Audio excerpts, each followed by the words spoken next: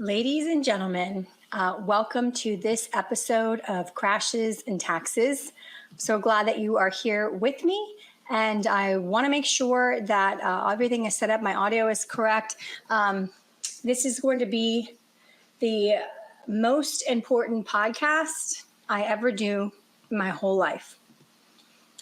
Because, my friends, this will be my final podcast that I will do before you yourself will start to see what I'm about to tell you. I want to tell you that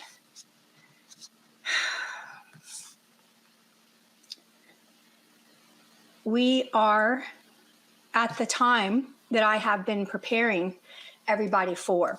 It is upon us. It is here. What will transpire in the month of December are events that have never been seen before in human history. This cannot be overstated. I cannot make it any more hyperbolic sounding because it still does not do justice to what is going to actually occur in this month of December of the year of our Lord 2022. I expect, I don't even know if the podcast will get produced and published. I'm doing this on Wednesday, November 30th, the last day of November. I'm hoping to get this podcast produced and published out to you guys tomorrow, Friday. But it does take time to actually publish the podcast. So let me give you a couple of announcements before we get into what I'm sharing with you today. And today is going to be different like last time. No slides. I'm out of that phase for now. But I will explain to you what I mean by that. First thing I want to tell you is if you have not subscribed to this podcast and if you're going to my firm's practice website to get to it, we are going to pull the podcast off of the firm's website because I do this podcast outside of my firm. It's not a part of my firm. It's not a part of my financial delivery services. It's clearly just my opinions based on everything that all the information that I'm privy to. And so, it is not me running my practice, my financial wealth management practice, or it has nothing to do with my practice. And so we are going to separate it off from the practice website, which means you'll just need to simply subscribe to Spotify or Apple and to get the notifications that a new podcast has come. The things that I'm saying now on this podcast, this will probably be the last one that will be controversial because you guys will start seeing what I'm saying yourself with your own eyes. And it won't just be me telling you and prognosticating this is coming, this is coming, this is coming.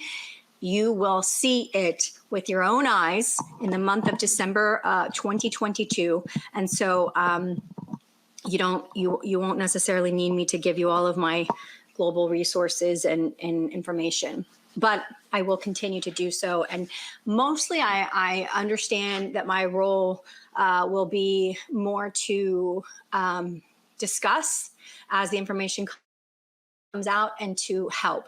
And so I want to just start off this podcast by stating that I'm really excited. I am so excited for December because everything I've been talking about is upon us and will come to fruition where you will see it with your own eyes and you will hear it in the news yourself, the mainstream news, you'll hear it. So it's going to be amazing. But this has nothing to do with my practice nor how I run a wealth management practice. Obviously, I'm just giving you guys my financial and economic opinions and geopolitical opinions. And so it's just not really related to my actual wealth management practice. I always encourage you guys to seek professional advice, especially in these times, because these are unprecedented times, 100% unprecedented. All right. So again, let's kind of go through high level what we've been discussing for months and months and months now, and how we've laid it out, and then in fact where we actually are, because I think that is the whole point of today's podcast. And And so let's just go back to the beginning. And I think the beginning for me, I was in DC, and I mentioned this to you guys before, but I was definitely in DC in right, but the first week of March and literally coronavirus was starting to, be bantered around as something, in Asia, but that it would potentially be coming.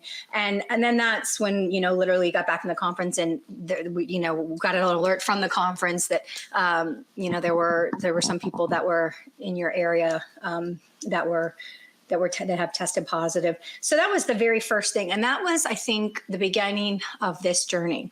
Whether you guys realize it or not, it was the beginning of this journey. And a lot of things began to happen from that situation, as we all know. And economically speaking, that was the fire that lit sort of the beginning, or I should say, the beginning of the end for the currency system as we know it. Because the world so overstimulated from Corona that we had to massively deal with now and have been dealing with inflation. And, as much as they can bring the numbers down superficially, temporarily, we actually can see through the subterfuge and see the real data and what's really happened. So I should have a chart on this. I do have one. I just didn't do any charts today. But, the thing that has really happened globally is the international bond market has collapsed. And that is not hyperbolic. That is a fact.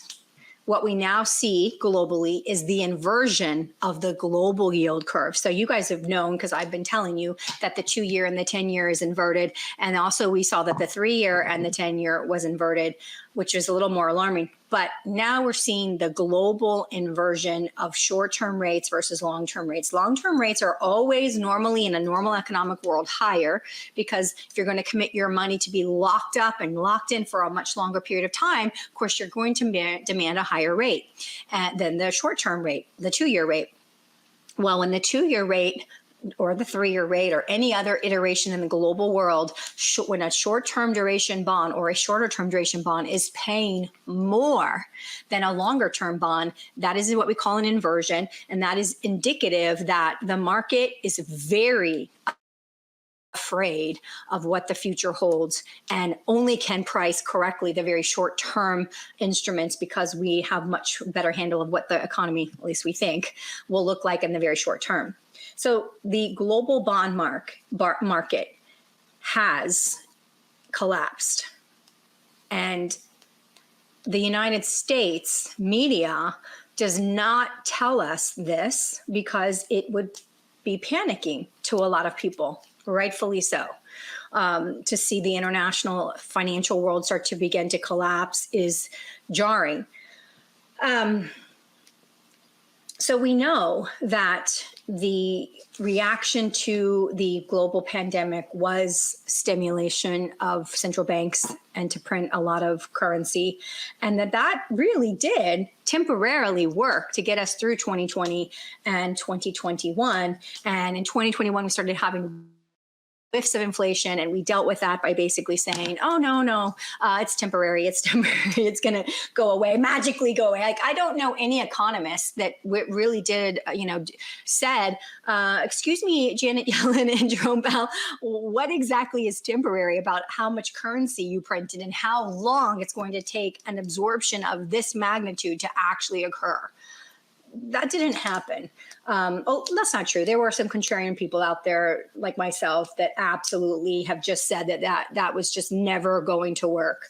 But that has brought us to an iteration of events that we have seen, and culminating, I think, in the biggest of all, which is just a statement, right? That Q3 transfers of gold from the Western vaults to the East, the largest 388 tons of gold transferred out of the vaults of the West to the East, the largest transfer since 1967. Now, we went off the gold standard in 1971, August 15. So clearly, this is the largest gold move since before the United States was off the gold standard. That alone is enough to jar me, to make me sit for 6 months and just be frozen, because I know something's coming, right? And this is what's coming. The BRICS nations have won. They've won. They've already won. Why have they won? Well, I want to explain to you why the United States now is trapped, and the United States has no ability to prevent the BRICS nations now, and they keep gathering. The last calculation I saw was that approximately 80% of the world has committed to moving to. Now, I'm not going to be able to give you the countries and the breakdowns because I can just hear it right now. Well, Rebecca, that's not true. Europe isn't doing this. Do you know that to be true? Do you know about Germany and China? And you don't know what's really happening behind the scenes unless you are really, really deep in the behind the scenes. And I'm not suggesting that I am, and I'm not suggesting that. I'm suggesting that I get a lot of information from people that do have the knowledge. So I want to explain to you why the BRICS nations pulling off what they've pulled off is the largest financial transition that has happened in your face, directly in front of you in the history of time. Because what they've done is they have ensured that the United States must, hear what I'm saying, the United States must also too now back their currency with precious metals, i.e. gold. Now, how is it possible that BRICS nations pulling apart, and by the way, BRICS now is way bigger than Russia, China, and India, South Africa, and Brazil, much bigger than those five. Again, I'm mentioning to you 80% of the world has already moved in this direction. So I want to explain this to you. So let's take a gold-backed currency. And let's assume that 60% of the world is on a gold-backed currency. Now, we already know that China is our outsourced supplier for the United States. So if we have China, right, as our gold supplier, and they've started to back their currency with gold, why are they going to continue? There's actually 3 or 4 reasons why this is the end of the system as we know it. But why would China ever continue to do money, to deal and accept money from a debt fiat country? In other words, if China and the BRICS nations and all of the other countries that are moving this direction are beginning to back their currency with actual precious metals, why would China continue to have one of its, if not its largest, which we are, largest trading partner actually not on gold-backed currency and accepting their fiat currency as valid and active currency? Why would China ever actually continue to do business with the United States when they will have gold-backed currency and our currency is hyperinflated by the Federal Reserve and it is backed by nothing but the full faith and credit of the United States government? So that's the first question to ask. Why would a supplier nation like China continue to do business with a debtor nation like the United States if they have a fake or fiat currency still, when that supplier nation has in fact moved to a gold-backed currency? That's question number 1. But here's why our current system will not work for the United States. So let's assume for a minute that we are forced to move to a gold-backed currency for the reasons I'm laying out for you. Let's just assume that as a fact and just follow this through for a moment. So the United States has all this gold, China has all this gold, and now we're going to trade in currencies that are what? Backed by gold. Well, we are a consumption nation. 70% of our GDP is literally consumed either in buying goods or consuming services. We are a consumption nation. We are not a producer nation. China is the producer nation. So if we have currencies that are backed by gold, right? And we are buying from China, that means China's sending us stuff to consume, goods and services that are consumable, which means they're disposable, which means they do not last. They are consumable goods, right? They supply all these consumable goods to us. We send them our currency, which is the equivalent of sending them gold, because remember, the currency is gold backed. So we send them our currency in a gold backed system. They send us their goods. Now, at the end of that transaction, they have our currency backed by gold. They have some of our gold. They have a claim to some of our reserved gold, and we have the goods. What happens then, right? Well, we are a consumer nation. We have a trade deficit with China.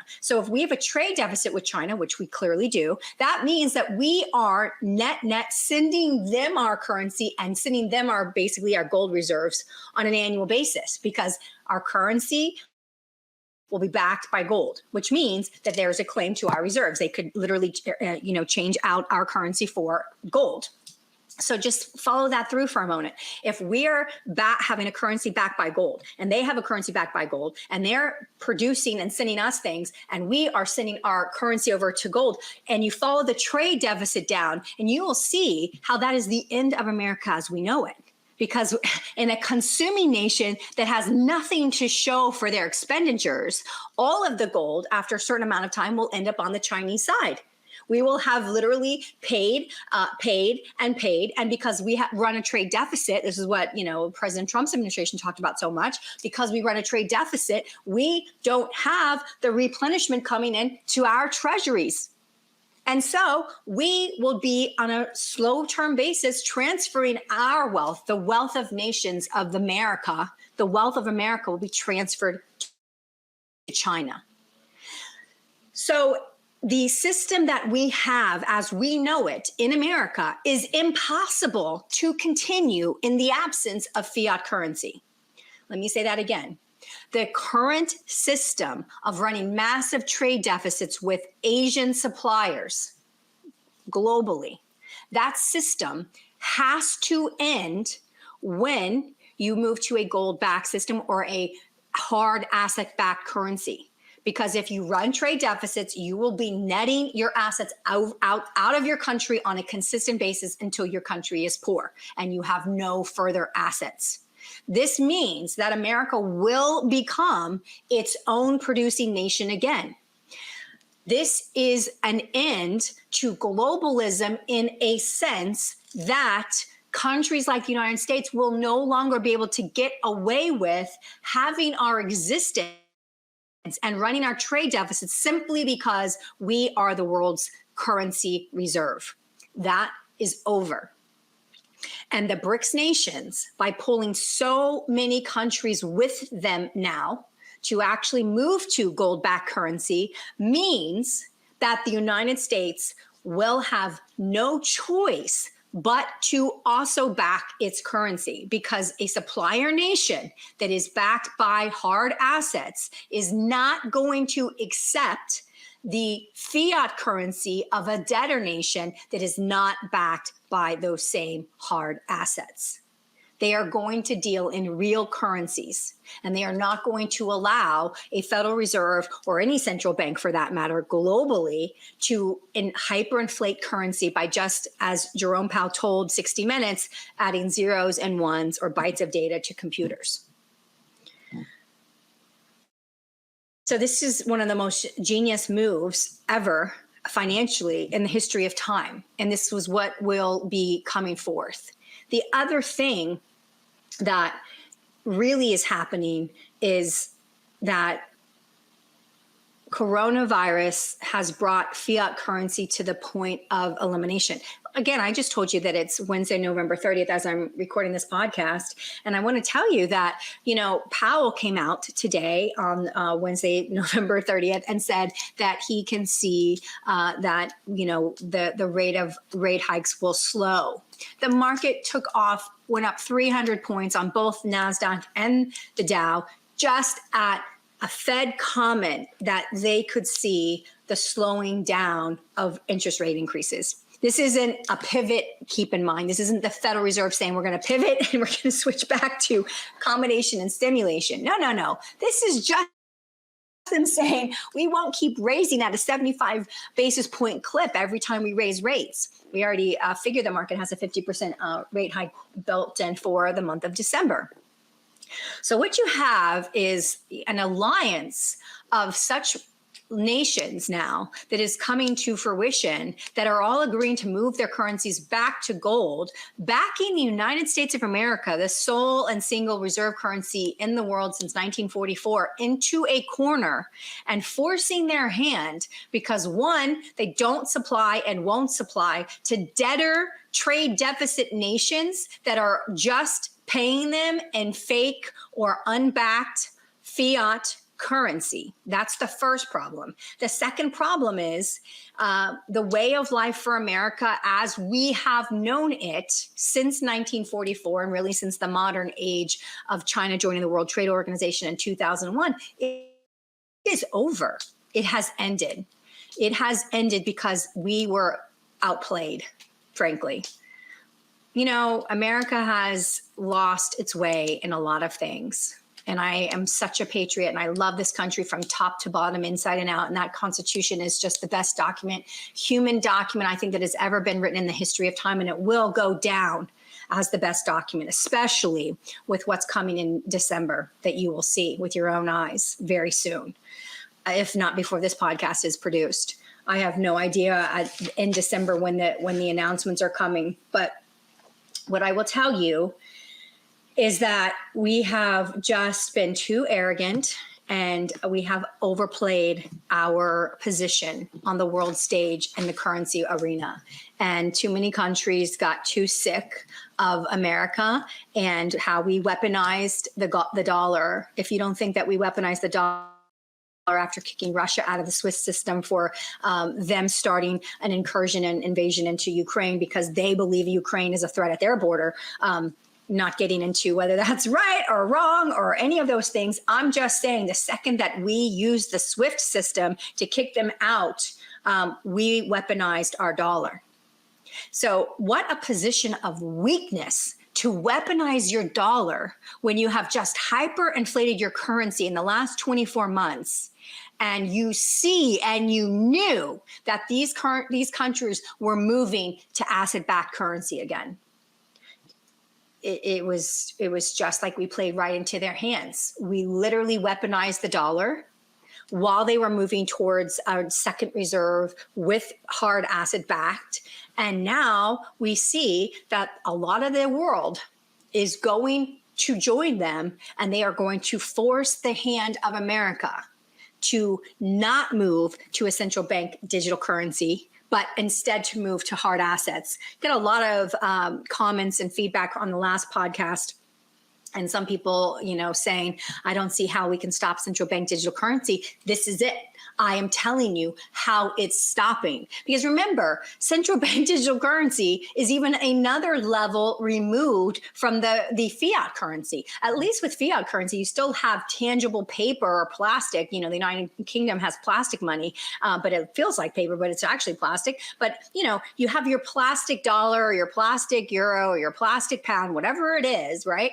And you're going and you're transacting business with real, legal tender, and that is no one knows who you are. You can go in and buy flowers and you can leave and give them to a stranger on the street, and nobody knows who bought the flowers or who gave them to the stranger on the street. It's completely anonymous, right? Except for maybe all the security cameras that are catching every your move because we are in a police state at this time. So the bottom line is we have been outsmarted globally. And of course we should be, and we would be. What makes us think that we literally could, keep at bay and just print to infinity and beyond with zero financial implications? I get mad at the market because the market hears the Fed say something and it goes up 300 points. I took finance a long time ago. I'm not going to date and give you my age, but I took finance a long time ago. And, there was nothing in my finance books that said that the stock value was going to be based off what, the Federal Reserve Chairman said that day in the markets. It was all about what is your cash flow, dividend discount model? What are you paying your investors? What is the cost of capital? What is the time value of money? What is our discount? What is the real rate of risk of this country? What is the risk premium for this country? What is the risk of doing business in this province in China? What is the risk of outsourcing everything to Vietnam? What are the risks? What are the costs of capital? What are the cash flows? This is how companies are evaluated. They are not evaluated based on what the chairman of the Federal Reserve says at any given moment. And the fact that we can turn our market to a negative day, to a 300 plus positive day by simply a comment coming from federal chairman's mouth stating that maybe we'll slow down the pace. Wake up, people. This does not a market make. What the federal chairman says or what the market minutes say. And I've heard that saying, of course I'm familiar with it, don't fight the Fed, but I'm here to tell you that is ending. That is over. There is no more don't fight the Fed because the Federal Reserve is going to be rendered powerless because the United States currency will no longer be able to be fiat. It is over. We have not learned our lesson from 2008 and 2009. We have derivatives in the Americans investment banks. We have derivatives of over $2 quadrillion. Our leverage at the Federal Reserve was 38-1 in 2008, meaning they had $38 of assets for every $1 of real money that they held, right? They had 38 bonds, treasuries for every $1 of actual cash they were holding in their account.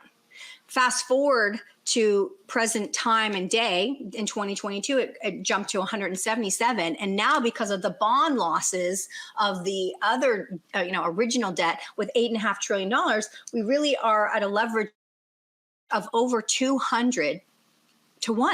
Meaning they have $200 of actual, treasuries and mortgage-backed securities for every $1 of actual currency that they hold. This is impossible, mathematically impossible to recover from on a normal basis. But, it's the definition of insolvency, right? They're not bankrupt, but they're paper insolvent. It's the definition of insanity, and it can only be if you sit down with a real economist and didn't tell them who the names are and just laid out the actual situation with the Federal Reserve, you would say, oh my gosh, this is not recoverable from. But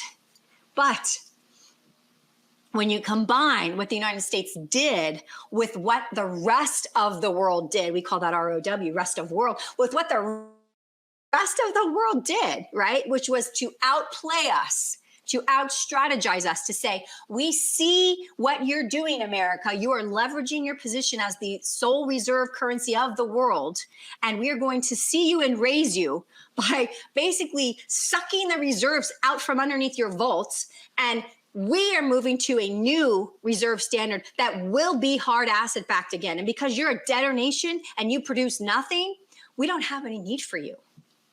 What's the need? Now, China's got a whole nother story and problem that I will get to here in a second. But the idea that the United States will be able to, with its partners, which would be, I would say, Europe, the UK for sure, most of members of Europe, the EU, I would say, the United Kingdom, Australia, New Zealand, Canada, to think that we can move simply to a digital currency where the central bank has absolute totalitarian control. Absolute totalitarian control. This is communism on steroids because there is no anonymity in the system at all. It is China. It is exactly what China has implemented with their social credit scores, only it's even beyond China because it ties into your ability to actually buy anything, sell anything, travel, go anywhere. The digital passport that the World Health Organization and specifically the G20 that just happened this last month, the G20 set out a framework to implement and require a global digital passport that will have your health and vaccination status so that international travel during any pandemic could be resumed. So what that means is that in order to travel with your passport, you will have to have followed all of the protocols that they will have laid out medically, whatever those may or may not be.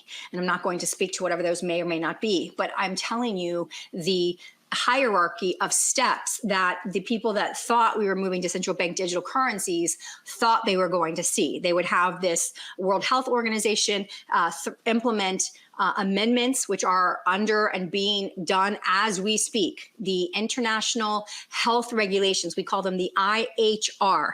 The IHR that were written in 2005, and basically the Biden administration promulgated amendments that basically ended the sovereignty of the United States, which is odd that you would promulgate amendments that would end your own authority. But the United States actually had made amendments that were to be adopted earlier in August in the WHO, and it did not get voted on. They removed it from the agenda because it got so much publicity. They basically tabled it for now, this time. So the IHR, they want to change to require digital passports internationally, and you will have to comply with whatever the machinations are to get that passport to be green so that you can actually travel and you can do anything. And it will go to everything, okay? There will be no longer randomized or unknown comments on the internet. You will have to have this digital ID to log into your internet, to log into your phone to get to the internet. You will have to have your digital ID so that any comments that you make will be able to be tracked and traced directly to you. The digital ID will also have your financial footprint, your financial information, because it will be your central bank digital currency account, which will be your direct account with the direct central bank, meaning you would have a direct account with FedNow, the digital dollar platform that the Federal Reserve is now in beta testing with MasterCard and several actual banks in the United States. This is all supposed to be operational as of May of 2023. But I am telling you that the central bank digital currencies aren't coming because they are pure fiat, digital fiat, that are completely manipulatable, completely controllable from a perspective of how big the money supply is or how small the money supply is. And that's beyond what you can do with controlling the individuals who are actually accessing your currency digitally. So, there's no more sort of savings. The savings concept and the wealth concept goes away, and you're only able to basically have as much as you need to pay for your bills, and then you'll be able to get another check and pay for your bills and those kinds of things. But the central bank digital policy in and of itself is not going to come at this time because the world has outsmarted the United States, and they have moved to currencies that are backed by hard assets again. And because we're the debtor nation and we are the consuming nation and we have no hard assets that back our currencies to speak of, the supplier nations are not going to sell to a country that only gives them non-asset backed fake fiat digital currency. And as you know, as I already explained, America cannot continue on its current status quo because if we have to go to asset-backed again, just like the rest of the world, and we start buying with a trade deficit every year, very soon we will be absolutely broke and have no assets left to even buy from because we have a trade deficit. So that means we are pushing our assets every year out to the world, and we are not getting, we're net pushing and not receiving. And that means we would obviously have our standing greatly compromised in the world. So this is the reason that the central bank digital currency is not going to come to fruition at this time. It will come eventually. It will come eventually, and we know that to be the case. But it is not coming at this time, and these are the economic reasons why. Let's go back now to China and talk about what we're maybe not necessarily seeing that is actually happening. So, there's an actual uprising. The mainstream media in America is really keeping it under wraps. I'm not exactly sure why. I've seen it some reported in some places, but, China has a zero COVID policy.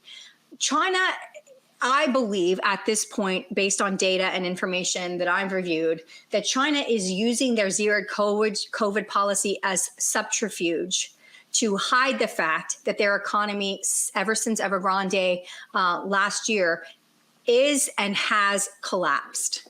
And I believe that China, and I have been told this by directly, of course, by somebody, a couple of people there, but obviously people are subject to interpretation of their own things. But China has a tendency to think in terms of wartime and non-wartime.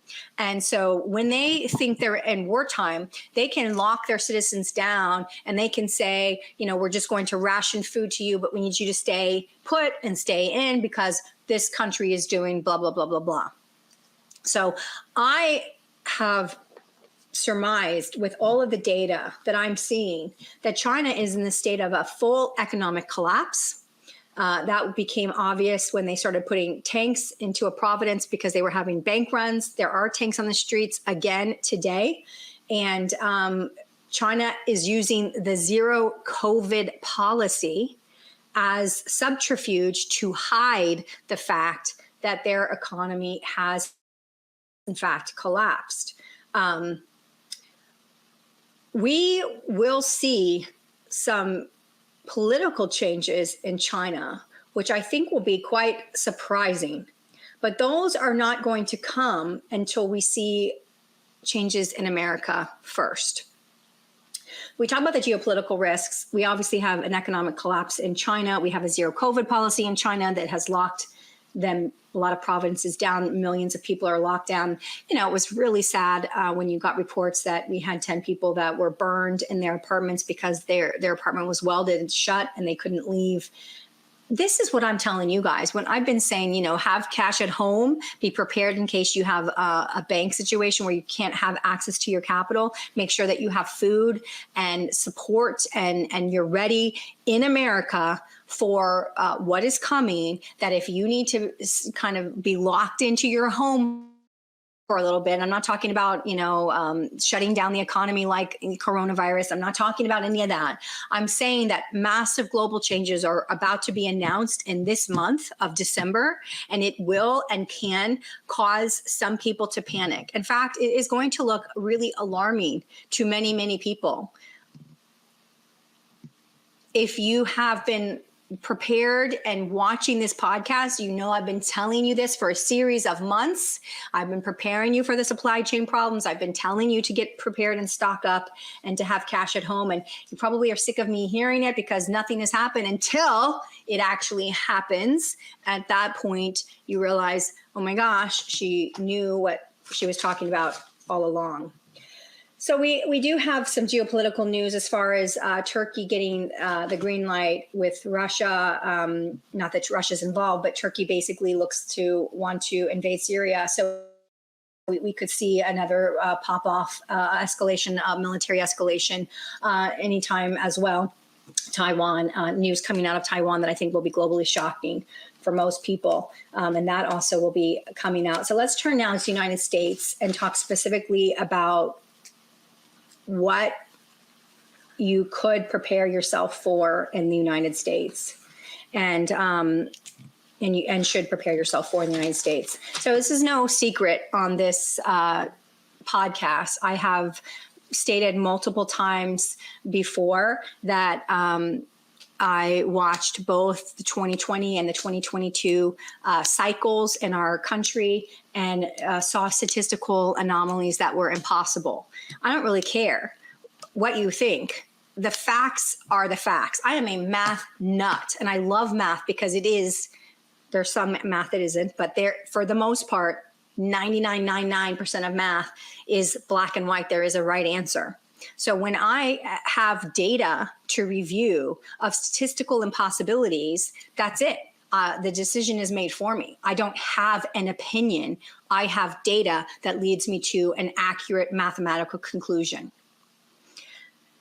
Many people in my world, believe that these things that have happened in the 2020 and the 2022 cycles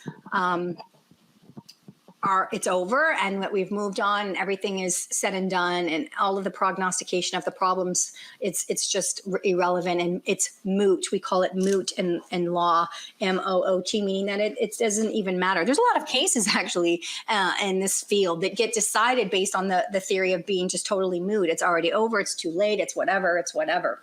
So we did have a development today with Elon Musk coming out on Twitter and making a tweet basically stating that Twitter is guilty of influencing these cycles, which I thought was quite interesting.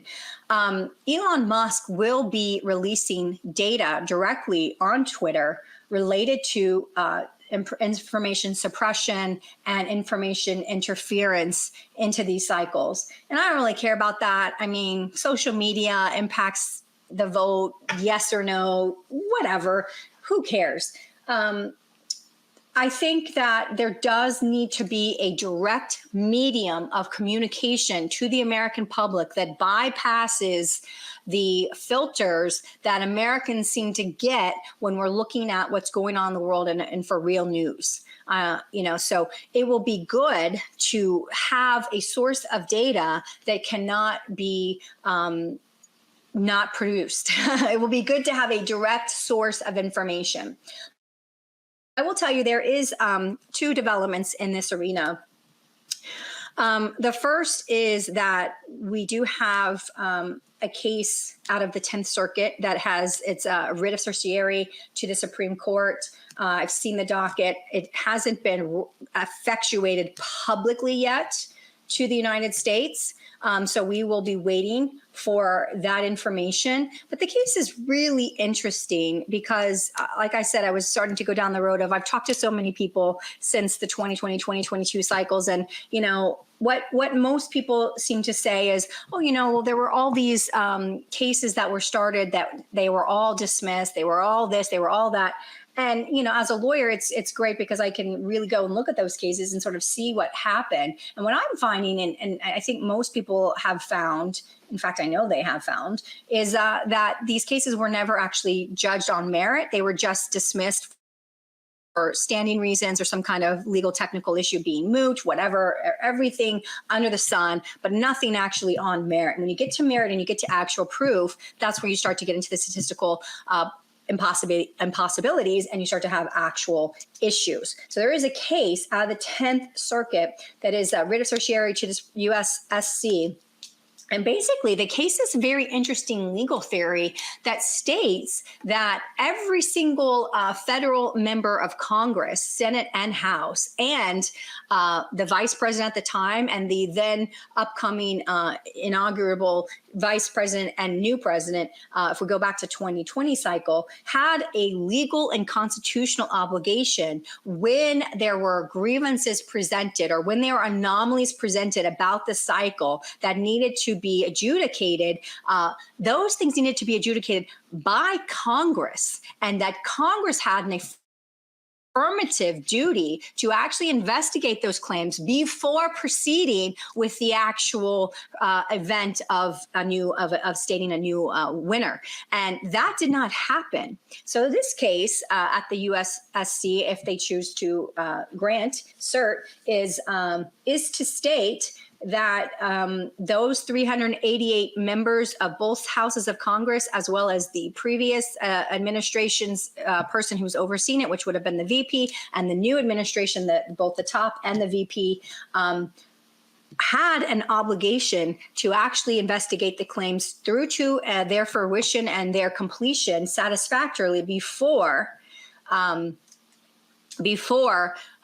we could have moved on. And that did not happen. That did not happen in any case. What, as you all know, happened was the events of that January 6, 2020 date escalated. Congress basically said, this is ridiculous. This is some kind of attempted coup, and we are going to just go ahead and vote the votes. And that's how it ended.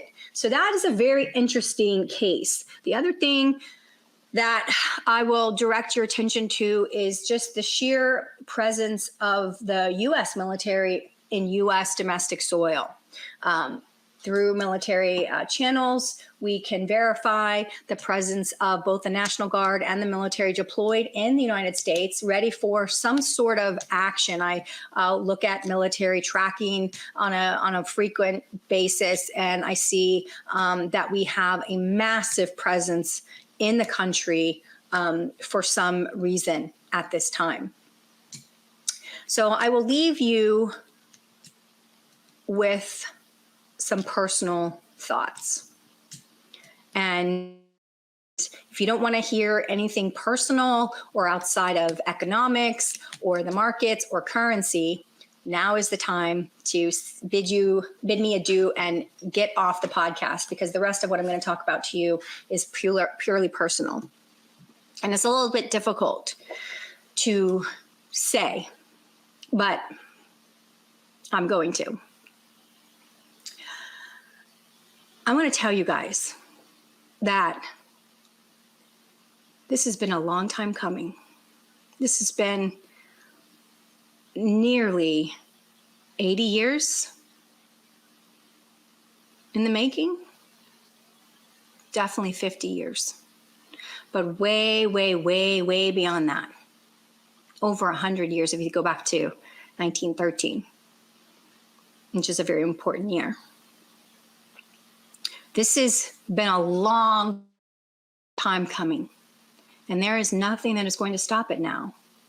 And it will start in December of this year. You will see these things begin with your own eyes. You won't have to rely on me or anyone else to go out there and kind of read the world for you and tell you what's going on that you can't seem to get on your nightly news anymore.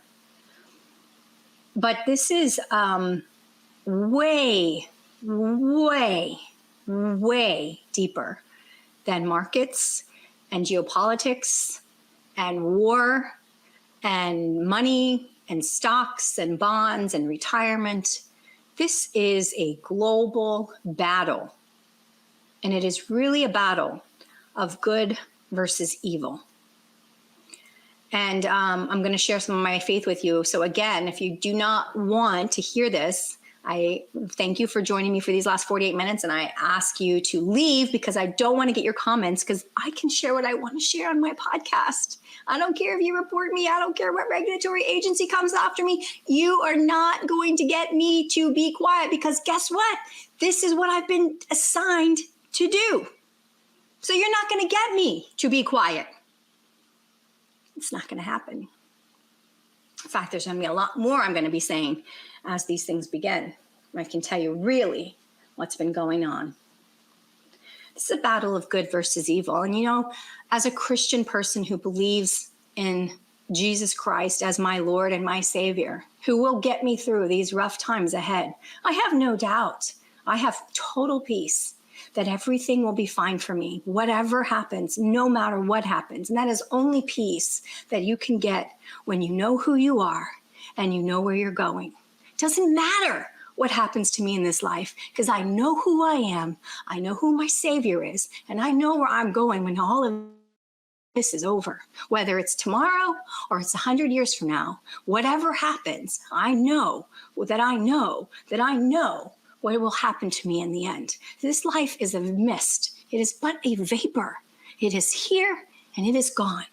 And if you haven't seen over the last 24 months with all of these people, and I never touch this subject, this is not a subject I touch, but I will tell you, I am in the financial world. We use risk management tools. We leverage risk management tools. Risk management tools meaning, i.e., some type of insurance of some kind, cybersecurity insurance, all kinds of insurances that I have, that we all have, right? So risk management tools show us what's been going on in this world and how our fertility and our birth rates are dropping astronomically, and our excess mortality in the last years has gone up in some age groups over 40%. What the hell is going on? We know what's going on. We know what's going on. And the whole world is going to know what is going on very soon. There is no hiding from what has happened.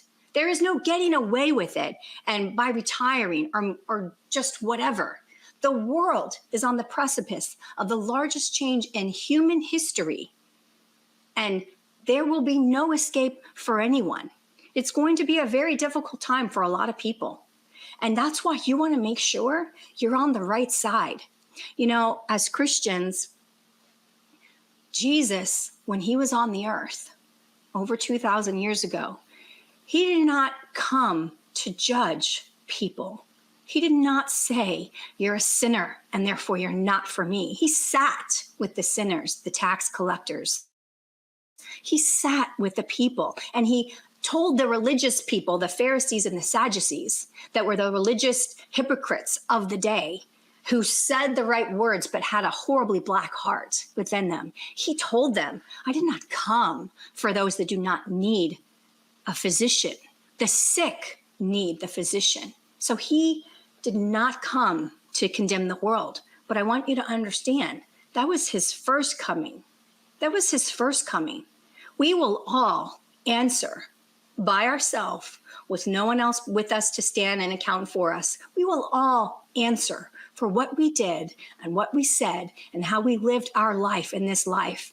And we Christians, I take my clue from Jesus. I am not someone who's a condemner. I am not someone who tells you that you've messed up so many times and therefore it's too late for you. That's not true. That is a lie from Satan himself. That is a lie. God loves you. God wants you. God is pursuing you. And if you start to struggle with the changes that are coming in this world, one after the other, it's going to be so much we won't be able to keep up with everything. If you start to struggle with that and you start to feel lost, remember the words I'm telling you, because what we've done is we've taken our ability to not be judging people and to love people and to tell people that God loves them. And we have misunderstood that to the point that we've let people sort of do whatever they've wanted. Look what they're doing with our schools. Look what they're doing in our school libraries. Look what they're teaching. Look at the shows they're having in these schools that they're sponsoring. And now the United States is kind of going through that stage right now. We're in this stage of, okay, we want to expose younger children to these kinds of things, to sort of sexualize kids or to introduce them to sexuality at a very young age. While we're going through that battle, you know, the rest of the world, and I would say Europe, they're ahead of us. And now we are looking at Europe and we're seeing that those shows have morphed into not adults giving those shows, but the kids themselves giving those shows. The point that I'm trying to make is when you start to see society going the wrong direction so blatantly, and you sit by and you say nothing because you don't want to be a judge of people and you don't want to be judgy, which is my personality. I'm more of a libertarian socially, where I let people do what they want to do and I don't want to get involved unless it affects me. But that's exactly the problem. That has been taken to such an extreme that we have now absolutely horrifically evil things happening at our schools. And nobody has said anything, and it's gotten to this point. And if we look forward to the rest of the world that's ahead of us on this curve, because we are certainly the Bible Belt last in the world, on the Western culture, I'm not talking about the whole world, in the Western culture of the world, we are behind everyone else. When we look to see what they have morphed into from where they started, and we're going through the same exact thing. This is all by design, you guys. This is not like we just started to do this naturally on our own. I was laughing at somebody because they were asked, my son likes to play me these debates on YouTube, which are, you know, conservative versus liberals or progressive versus whatever. And I love it because I love seeing all viewpoints. I love all viewpoints. I want to know all viewpoints. So, you know, we're watching it and I forgot even what the point I was going to bring up was that, but you know, people just don't know what they don't know, and it's not their fault. So much of us have been blindsided by, oh, it's us versus them. You know, it's white versus black. It's you're a racist and you're not a racist. or you're offending my personality or my viewpoint, or you're not. And there's so much of this animosity going between each other. That is by design, you guys, because they want to come in and crush our country and crush our freedoms and crush our Bill of Rights and crush the fact that we have inalienable rights that are coming from God, that they do not have the authority and the ability to end, no matter what they do, no matter digital passport or, central bank digital currency, whatever they think they're going to do, they're not, because we have inalienable rights from God, which means they can't take them away. And that's why they want a central bank digital currency. And that's why the digital passport they want, because they want to control us and they can't. But I've already explained to you economically why that will fail. You don't have to take my word for it, because now that we're entering into December, you will see it with your own eyes. See it for yourself. But I was going to tell you, it's all subterfuge. We cannot fight our brother in our own country. We must all join together now, because what we're about to see displayed and laid out for us is what has actually been happening for these last 2.5 years. And when you see the groups that are actually responsible, it is not in America male versus female or male versus male or racist versus race. It is all of us coming together to realize who the real culprit was this whole time.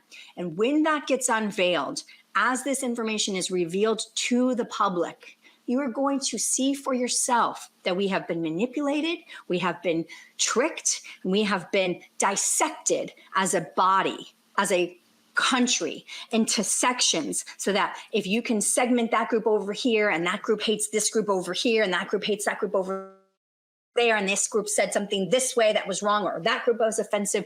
When you can separate, it's called divide and conquer. If you read the Communist Manifesto, if you read, some of these leaders, you will see that all of their tactics always require you to divide the people before you conquer them. The United States of America, as much as we've lost our way, as much as we've gone down the wrong road and we've lost who we are the country in the world that has the most unique government that has ever been written in human history, that does give us these inalienable rights that can not be taken away by any government, by any body, by any group, because they come from our Creator God. And if you are not understanding all the things that I'm trying to say, you will start to understand as these things come out. And I'm going to do my absolute best as the information begins to come to walk you through it and explain as much as possible to you, because at that point, there will be no more filters that have to be managed. And we will be able to speak publicly and openly about the fall of the system as we now know it, and the beginning of the new system as it will come. So I will just encourage you again, make sure that you are ready to potentially be in your home. Don't know how long. I live in Florida, so I'm used to preparing for hurricanes, and that means a generator, that means food, that means water, that means lights.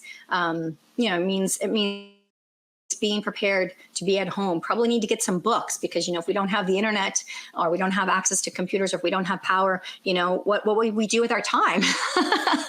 We'll sit around and play games, and we won't be able to get such a big feed of news all the time. So just be prepared, you guys. I know that I've been doing a podcast, and I wish I could be so much more direct than I am, but I'm so relieved that we're finally here at this point where you yourself will see with your own eyes the things that I've been warning and preparing you guys for. I pretty much tried to make today an economic case for you to understand why CBDCs, while they will eventually come by design and it's part of the plan eventually, but not anytime in the we're not talking about anytime soon.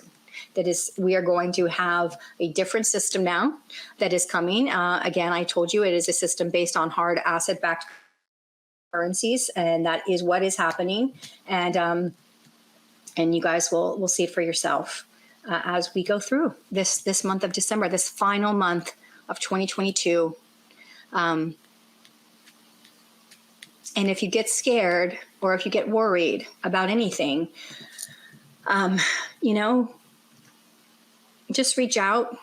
I have a team of people, and we will try to get back to you and give you some encouragement, because this is a time for people that know what's going on and are prepared for what's going on to be excited that they see the changes that are necessary. We can't have a central bank controlling the money supply and telling us where we can spend our money, where we can earn our money, where we even go somewhere to spend our money because we didn't pass the passport requirements before we left the house today. China already has that. And in fact, even when I was, in school during the 2020 situation, I had the same situation. I had to have a digital green before I could get into a certain building. This has already really happened. It just hasn't really been formally promulgated globally. And that's what the G20 just agreed to do at this last meeting.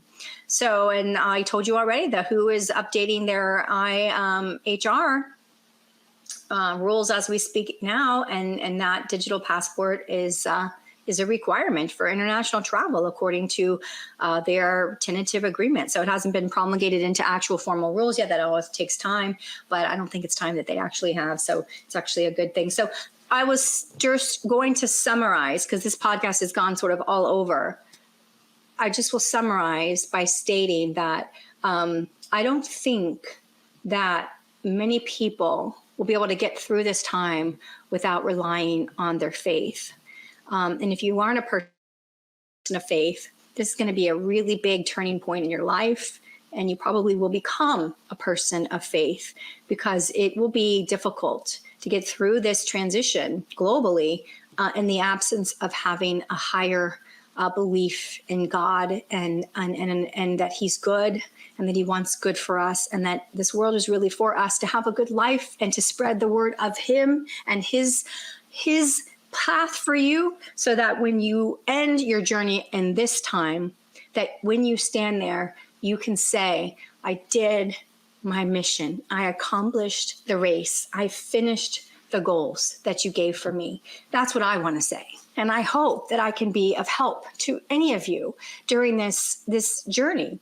And if I'm not, I wish that you find someone else that is. But I think that my situation is a little bit unique in that I have been exposed to many groups of expertise. And my platform is extremely diverse in the sense that I have the finance and the economics as the core, but I have additional massive groups and sources that tie everything into a global picture that is very understandable. And when we can speak freely and clearly, and we can say exactly how things transpire, we can really lay all of this out in black and white and show everyone in the whole world how this all happened, and how it all came to be, and how eventually it all got resolved. And I look forward to writing that as really probably my next book. I have been needing and feeling like I need to write another book, and yet I've just had this sense of I have to wait because of what's about to happen. And the book should really be about that. So I am so excited to end this last day of November.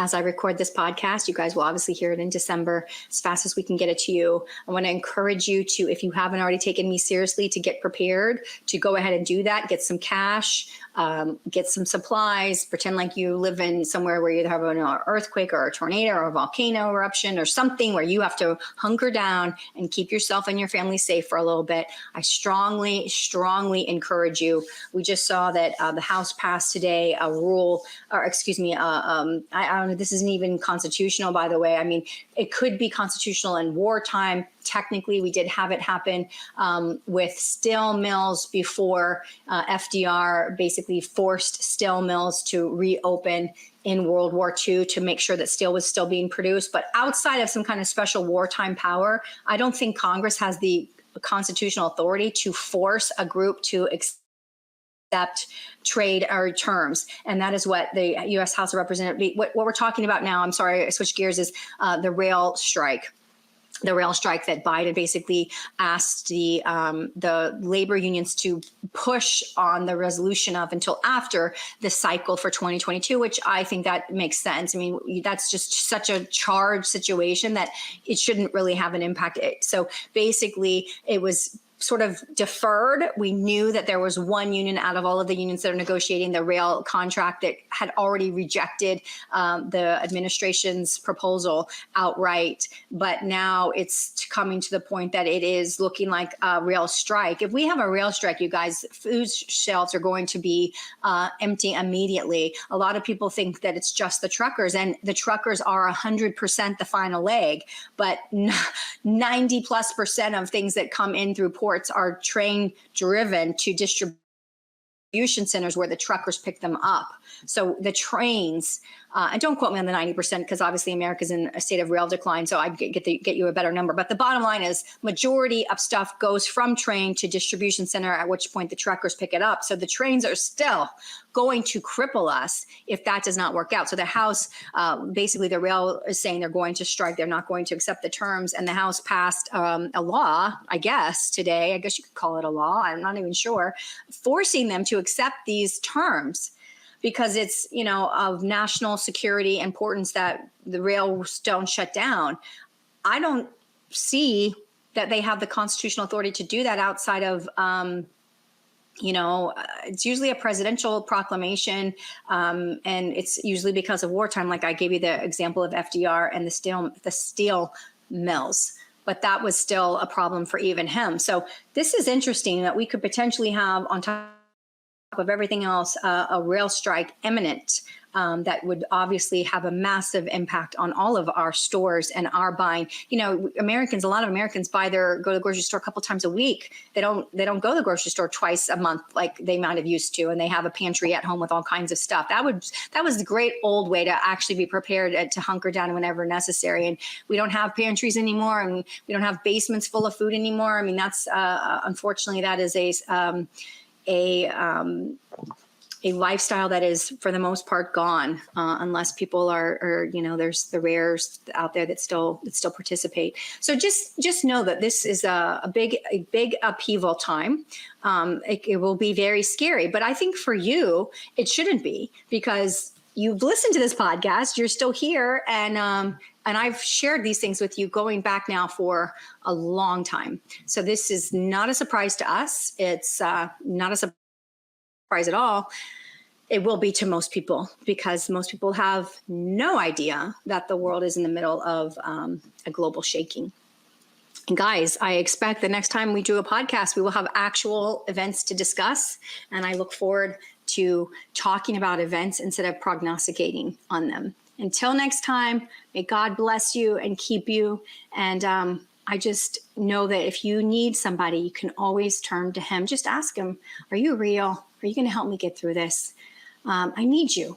And he will be there for you, because he loves the human race he created. And I hope that you were okay with me sharing my faith, since you stayed around and I gave you plenty of warnings. Thank you all. Talk to you again sometime soon. Bye-bye.